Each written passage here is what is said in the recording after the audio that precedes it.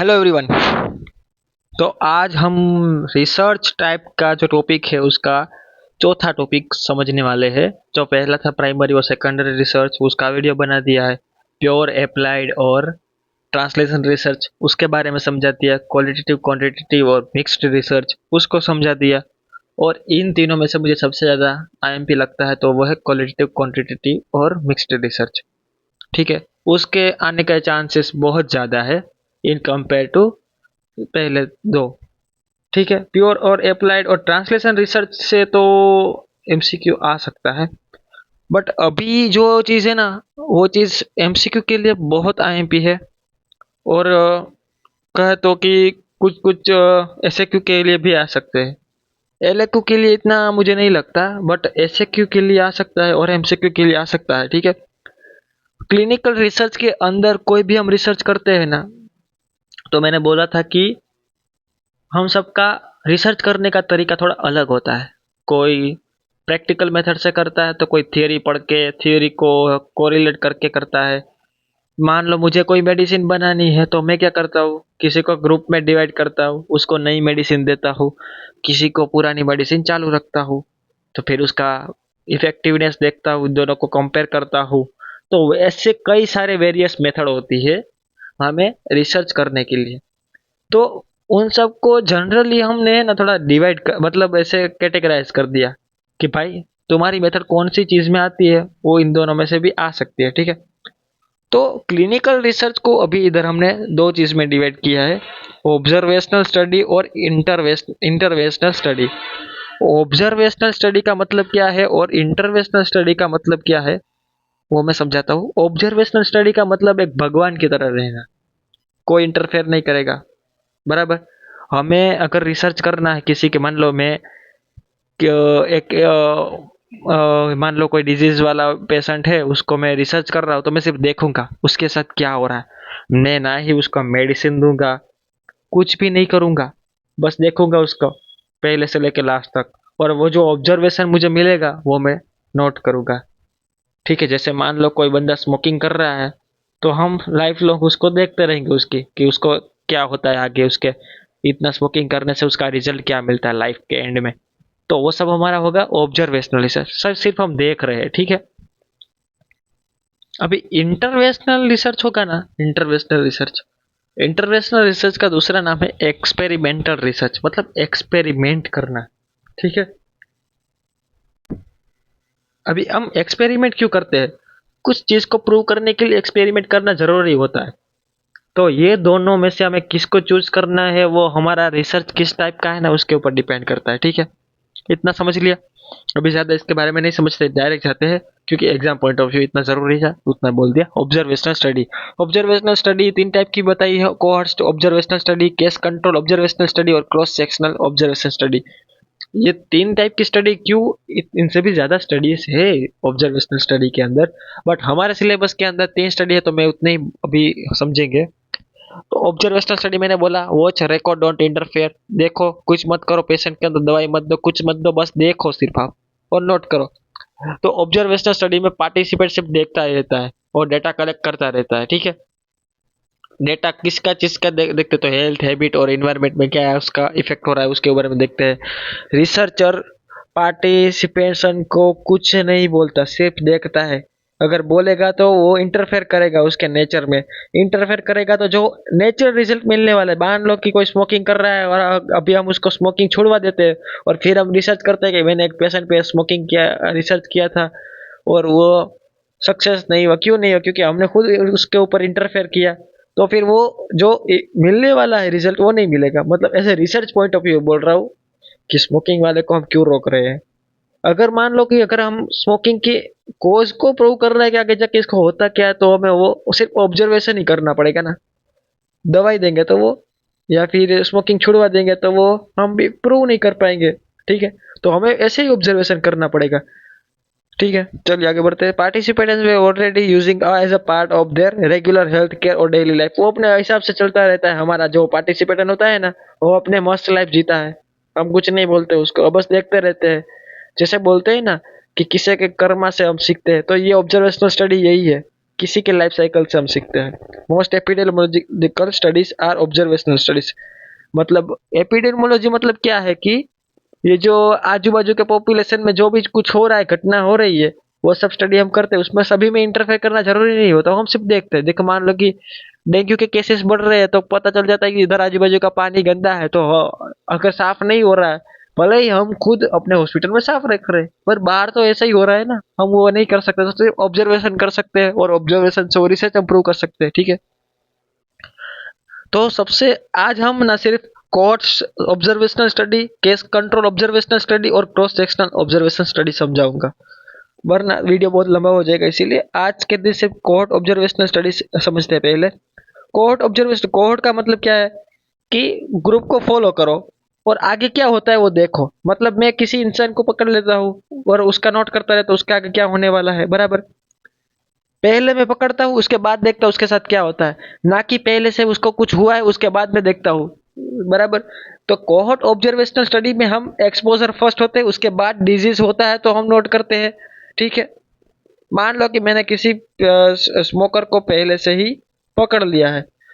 ऐसा नहीं देखा कि मैंने लंग्स कैंसर वाले को पूछा कि तुम्हें स्मोक की प्रॉब्लम थी, नहीं, पहले स्मोकिंग कर रहे हैं अभी से मैं पकड़ता हूँ, फिर 10 साल तक उसके कांटेक्ट में रहता हूँ, आगे तक कांटेक्ट में रहता हूँ, मतलब बहुत सालों तक कांटेक्ट में रहता हूँ, फिर पता चलता है कि उसको लंग्स कैंसर हुआ है, तो क्या हो जाएगा, हमारा कोहॉर्ट ऑब्जर्वेशनल स्टडी हो जाएगा। या साल सुन के ही पता चलता है कि ये बहुत लंबी प्रोसेस है और फ्यूचर प्रोसेस है। मान लो अगर मैं फ्यूचर के मतलब अभी मैंने पेशेंट को पकड़ा है और उसका पीछे की हिस्ट्री से देखता हूँ, तो वो जो टाइप होगा वो इधर कोहॉर्ट ऑब्जर्वेशनल स्टडी है, उसके देखो टाइप बताए हैं। मेन कोहॉर्ट ऑब्जर्वेशनल स्टडी हमारी प्रोस्पेक्टिव कोहॉर्ट ऑब्जर्वेशनल स्टडी है। उसमें हमें क्या देखना होता है कि पीपल को फॉरवर्ड लुकिंग देखते हैं सीधा। अभी हमने पेशेंट को पकड़ा है, बराबर, और उसके बाद हम देखते हैं कि आगे क्या होता है। ठीक है, रिट्रोस्पेक्टिव कोहॉर्ट स्टडी में क्या होता है, पहले पेशेंट को देखते हैं, उसको पूछते हैं आपको लंग कैंसर है, हाँ, तो आपने पहले स्मोकिंग किया था, तो बोलेगा हाँ, तो हमने उसका पीछे का देखा। अभी प्रोस्पेक्टिव में क्या होता है कि अभी स्मोकर को पकड़ते हैं, उसको लंग कैंसर नहीं हुआ, आगे 10-15 साल के बाद कोई लंग कैंसर होता है तो हम उसको पकड़ के बोलते हैं कि तेरे को स्मोकिंग का हमने पहले से, तब जब तू स्मोकिंग करता था तब से मैं देख रहा था, ठीक है, अभी तुझे लंग कैंसर हुआ है, तो वो मेरा रिसर्च जो सबमिट हुआ वो क्या होगा, प्रोस्पेक्टिव होगा, लंबा टाइम लगेगा, फ्यूचर लगेगा। ठीक है, डायनेमिक कोहॉर्ट स्टडी में क्या होता है कि मैं एक तो स्मोकिंग वाले का मैं देख ही रहा था, दूसरा कोई और बंदा मिला, उस बंदे को भी उठा लिया कि तू भी स्मोकिंग करता, तुझे भी ले लेता हूँ मेरा रिसर्च में, तो वो डायनेमिक हो जाएगा। ओपन कोहॉर्ट स्टडी में क्या होता है कि वो दोनों को देख रहा था, अभी पहले वाले का मन नहीं किया, वो उसने स्मोकिंग छोड़ दिया, तो अभी उसको देखना बंद कर दिया और दूसरे वाले को कंटिन्यू रखा। ओपन मतलब कि कोई भी आ सकता है, कोई भी जा सकता है कोहॉर्ट स्टडी के अंदर। क्लोज कोहॉर्ट स्टडी में क्या हुआ, नहीं, वो पहले वाला था और दूसरे किसी को मुझे नहीं लेना, अब इसको ही देखना है। ठीक है, वो क्लोज कोहॉर्ट स्टडी होता है। ठीक है, कोई ग्रुप मतलब फिक्स ही होता है हमारा कि इतने ही है, आगे जाके भी इतने ही रहेंगे, कोई आएगा नहीं, कोई सैंपल के अंदर आएगा नहीं। तो ये 3 और 2 5 5 कोर स्टडी के टाइप है। मैंने आपको समझा दिया एग्जाम्पल के रूप में कि क्या होता है, कैसे होता है। ठीक है, लंग कैंसर वाला पेशेंट है, स्मोकिंग कर रहा है, उसको लंग कैंसर होता है, फिर वो कैसे रिकवर होता है, उसके लाइफ जर्नी के हम क्या होते हैं, एक प्रकार के डायरेक्टर होते हैं, लेखक होते हैं, कि किसी के हम रिसर्च देख रहे हैं, एक टाइप का यही हुआ ना, स्टोरी पूरी हमने देखी, हम सिर्फ देखे हैं, तो ये ऑब्जर्वेशनल स्टडी हुई ना, कोहॉर्ट। ठीक है, अब दूसरी में आते हैं case control study. Case control study में क्या होता है कि उसमें पहले डिजीज होता है, मतलब समझो किसी को ऑलरेडी डिजीज है, केस कंट्रोल में क्या होता है कि डिजीज है, फिर हम उसको क्या कहते हैं कि तुझे क्या यार स्मोकिंग की प्रॉब्लम थी, स्मोकिंग करता था, तो बोलेगा हाँ, तो हमें पता चलता है कि हाँ यार ये स्मोकिंग करता था। तो केस मतलब कि जो पीपल को ऑलरेडी डिजीज था। और मान लो कि केस कंट्रोल स्टडी को मैं अगर एक एग्जांपल दूं तो समझाता हूँ। पहले मैंने ऐसे पेशेंट लिए कि एक ग्रुप ऐसा बनाया जिसको लंग कैंसर था, दूसरा ग्रुप ऐसा बनाया जिसको लंग कैंसर नहीं था। तो जिसको लंग कैंसर था उसको हमने केसिस नाम दिया, जिसको कुछ नहीं था उसको हमने कंट्रोल नाम दिया। कंट्रोल हमेशा जो नॉन अफेक्टेड लोग होते हैं वो हमें कंपेयर करने के लिए चाहिए, बेस बनाने के लिए, वो होते हैं कंट्रोल। और जिसके ऊपर समझना है, मतलब जो लंग कैंसर का कोज हमें जानना है, तो कोजेस के ग्रुप में आएगा लंग कैंसर वाले पेशेंट। और सबका मैंने सर्वे किया ऑब्जर्वेशनल स्टडी के अंदर, पता चला कि ये जो लंग कैंसर वाले पेशेंट थे ना, उसमें सबसे ज्यादा स्मोकिंग कर रहे थे। और जो नॉन लंग कैंसर कंट्रोल वाला ग्रुप था ना, उसके अंदर लोग स्मोकिंग कर रहे थे पर इतने लोग नहीं थे जितने लंग कैंसर में थे। तो केस कंट्रोल स्टडी से हमें क्या पता चला कि भाई स्मोकिंग भी लंग कैंसर का कारण बन सकता है। ठीक है, तो अभी हमें डाउट होता है कितनी सारी स्टडी हम पढ़ते हैं, यूटिलाइज कहाँ करना है। ठीक है, अभी मान लो कि मैं एड्स का पेशेंट ले रहा हूँ, बराबर, तो उसमें कोहॉर्ट स्टडी करना बहुत डिफिकल्ट है। एक एड्स के पेशेंट को बहुत कम रेयर मिलता है, बराबर। वो डिटेक्ट भी कैसे रेयर होते हैं, बराबर, एड्स वाले पेशेंट, क्योंकि लोग ऐसे जागरूक नहीं होते ना इस बारे में। तो ऐसे रेयर डिजीज होते हैं कुछ, जैसे, बराबर, ऐसे के एड्स वाले, तो उनमें केस कंट्रोल स्टडी इजी रहता है in compare to cohort observational study. Cohort observational study daily life cycle वाले डिजीज, मतलब जो पेशेंट आते हैं, मान लो डायबिटीज वाले पेशेंट है, उसमें कोहॉर्ट ऑब्जर्वेशनल स्टडी आराम से कर सकते हैं, क्योंकि वो आने ही वाला है कोई ना कोई प्रॉब्लम लेके कल सुबह। तो हम उसके कांटेक्ट में रहते हैं, ऑब्जर्वेशन में रहते हैं, बराबर। तो वो कोहॉर्ट किधर करना चाहिए, केस किधर करना चाहिए, पता चल गया आपको। अभी क्या करता है कि ये generate hypothesis that then be can be research. तो वो हमें हाइपोथेसिस का मतलब क्या है कि हम प्रिडिक्शन लगाते हैं कि हाँ भाई स्मोकिंग लंग्स कैंसर का कारण बन सकता है। कैसे प्रूव किया?